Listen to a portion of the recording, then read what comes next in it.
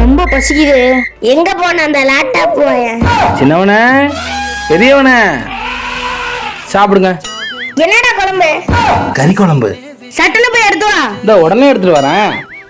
சின்னவனே கறி குழம்பா? பெரியவனே செத்துச்சுடா. என்னென்ன கறியோ? எத்தனை கிலோ கறியோ? இந்தாங்க கறியை ஊற்றி நல்லா தெம்பா சாப்பிடுங்க. நான் போய் எனக்கு சாப்பாடு போட்டு வந்துடுறேன்.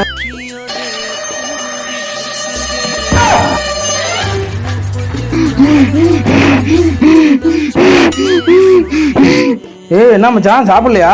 சாப்பிடலையா மச்சான்? சாப்பாடு போட்டு சாப்பிட வேண்டியதுன்னு குழம்பு ஊற்றி கறி குழம்ப சாப்பிடலையா? ஏன்டா டென்ஷனாக இருக்கீங்க? என்ன கறி குழம்பு தானே மச்சான்? சாப்பிடுங்கடா மச்சான். இன்னைக்கு என்ன நாள்? பொங்கல் முடிஞ்சிருச்சு, கறி நாள், கறி குழம்பு இருக்கு, ஊற்றி சாப்பிடுங்கடா. வார சிக்கன் எடுக்கிறீங்க, இன்னைக்கு சிக்கனா? வேணா நாய்கறி எடுக்கட்டா? இன்னைக்கு பேரே கறி நாள். வாரம் கோழி கறி மட்டும் தான் எடுக்கிறேன்.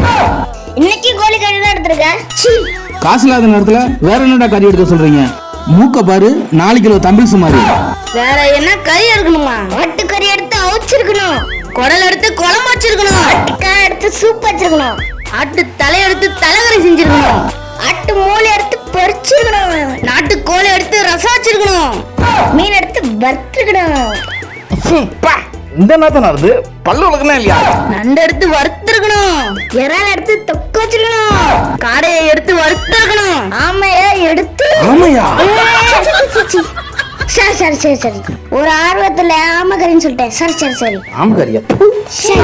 இந்த பயில் ஒரு 2 பேரும் நாய்கறி மட்டும்தான் திங்காம இருக்காங்க.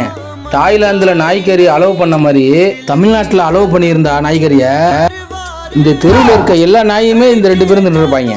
நீங்க 2 தான் திங்காம இருக்கீங்க. ஒன்னு நாய், இன்னொன்னு நானு. 2 ஒண்ணுதான்டா.